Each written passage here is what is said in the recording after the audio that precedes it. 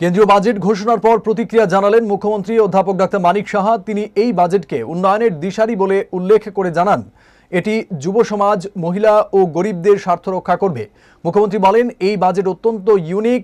যুব সমাজ, মহিলা এবং গরিবদের জন্য বিশেষ নজর দেওয়া হয়েছে।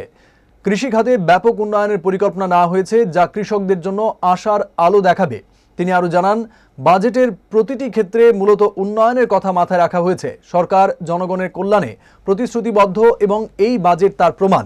রাজ্যের অর্থনৈতিক অগ্রগতির সঙ্গে সামঞ্জস্য রেখে এই বাজেট ত্রিপুরার উন্নয়নে গুরুত্বপূর্ণ ভূমিকা রাখবে বলে তিনি আশা প্রকাশ করেন।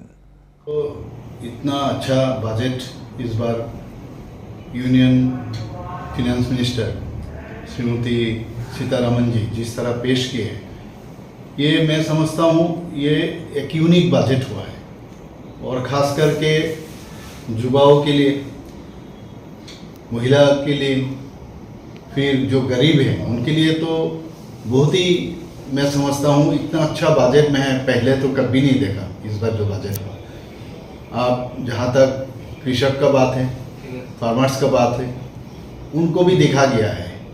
बहुत सारे विषय में उनको काफ़ी ध्यान भी दिए हैं।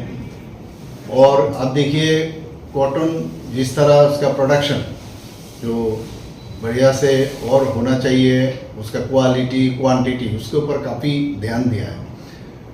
और हमारा जो युवा है उनके लिए स्टार्टअप एक बहुत बड़ी, माननीय प्रधानमंत्री नरेंद्र मोदी जी इसको हमेशा सोचते हैं कि स्टार्टअप के माध्यम से हमारा जो यूथ है इनको आगे लाया जाए, उनका जो इनोवेटिव आइडिया है वो काम में लगाए, उसके ऊपर काफ़ी ध्यान दिया है। क्योंकि खाली एम्प्लॉयमेंट